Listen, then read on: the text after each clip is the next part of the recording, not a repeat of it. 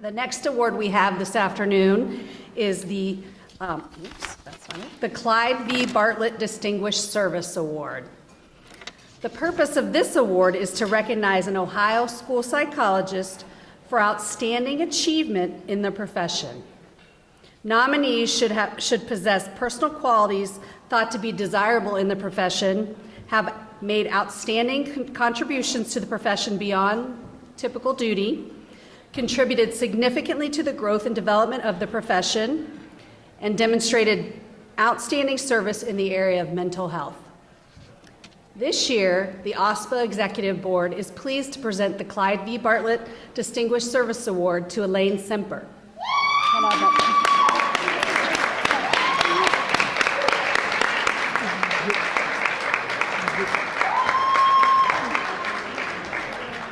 A little bit of information about Elaine before I let her up here. Elaine Semper began her educational career in 1969 after obtaining her bachelor's degree in elementary education from the University of Mount Union. Since then, Elaine has worked as a general education teacher, an intervention specialist, an administrator, and a school psychologist for students all over Northern Ohio, from Buckeye Local to Medina County to Midview and Columbia Local. In addition to the responsibilities typically associated with these roles, she has also served as 504 coordinator, Title IX director, testing coordinator, crisis response team member, and has provided trainings to staff and parents across counties. Elaine has also been very active in her professional associations. She is an active member of NASP, has served as secretary and president of ALASPA and the past president of OSPA, and has served on executive boards of both ALASPA and OSPA as co-chair of the spring and fall conference committees and ALASPA's regional representative. That's a mouthful, Elaine. It's a lot of stuff. She has also been awarded ALASPA's School Psychologist of the Year. Again, the Ohio School Psychologists Association Executive Board is honored to present Elaine Semper with the Clyde v. Bartlett Distinguished Service Award. Congratulations, Elaine.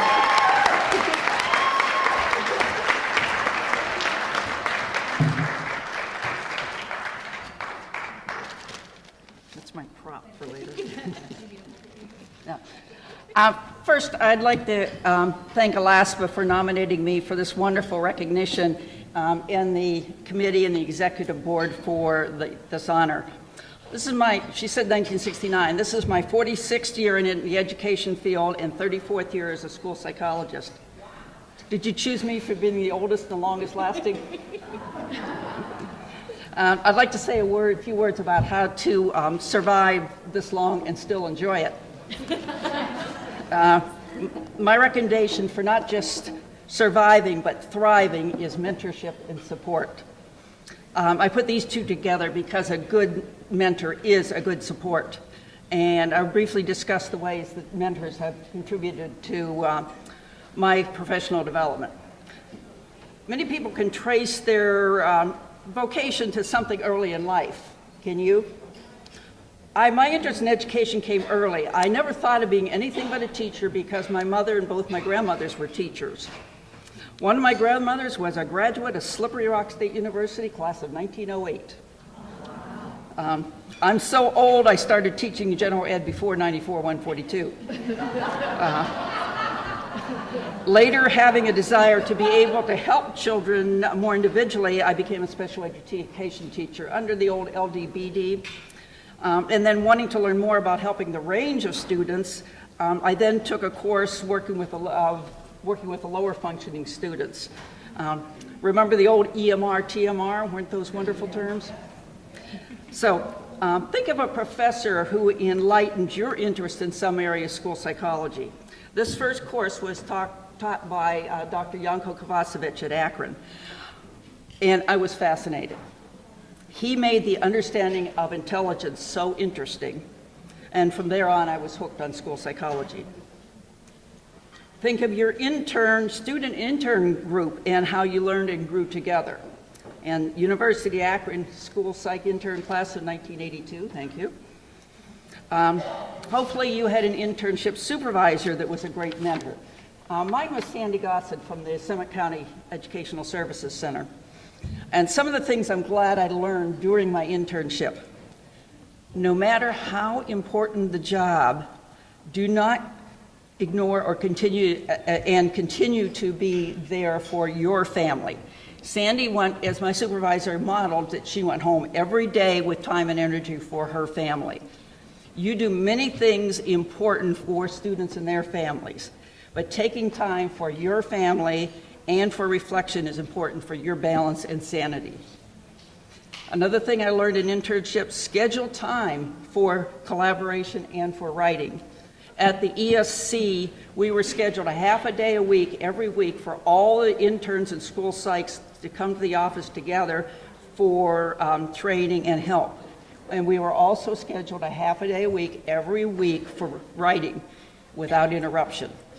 Once in the field, I found that was not necessarily common. You find mentors where you can. Many of us started out, and some of you still are, lone wolves, where you're either the only school psych in the district or you seldom see other school psychs.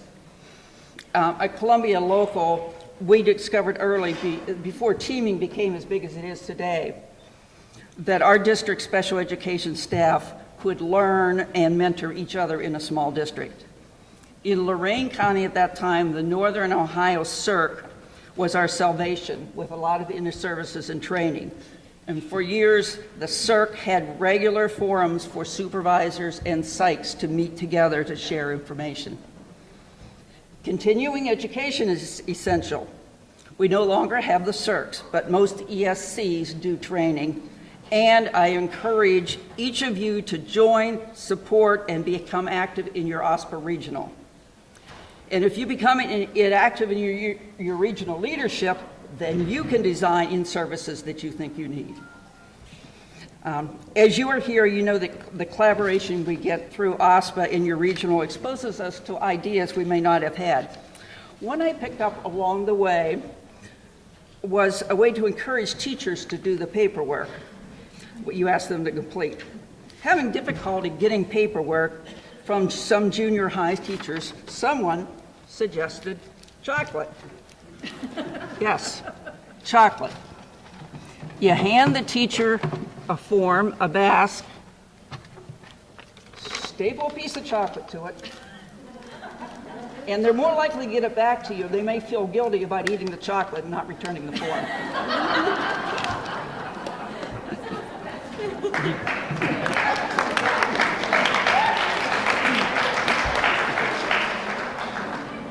I have some of the mentors here and people I need to recognize.